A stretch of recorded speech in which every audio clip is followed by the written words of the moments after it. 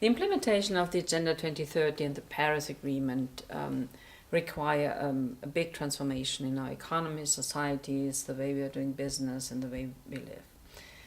In order to get there, we really have to make sure that we create more synergies in our approaches, a higher level of coherence in policy making and implementation. And especially when you look at the goals, level of ambition, we are running out of time. In order to decarbonize our economies or have it decarbonized by 2050, we have to act now, start acting now. So this requires not only action across all sectors within government, but this requires actually working together with all stakeholders in our societies.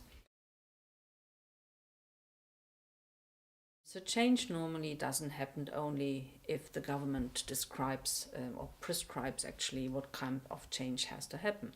We are living in democracies. So we need a big support by our societies, by the business sector, for really moving into a direction and a type of development that is more climate friendly and more climate resilient. So far, I think what we have to make sure in the forthcoming years, and the earlier better, is actually to give the space to civil society and the business sector, not only to participate in implementation on the ground in our own countries like Germany, but also to give them a stronger voice in the decision-making processes. This is one point. The second one is certainly that we are speaking about big changes, and we need more knowledge about what kind of scenarios could be relevant, what kind of direction would be the most urgent one to take in policy making. So I think we need more knowledge, more scientific research in order to provide us with the type of analysis and data and information that is required to really do the right decision making, to get the right decision making process in place.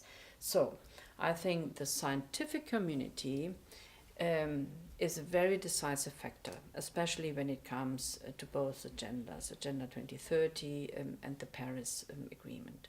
On the Paris Agreement, the IPCC has contributed a lot, not only for raising awareness about climate change and its impact, but also for raising the ambition where we should actually, what we should achieve.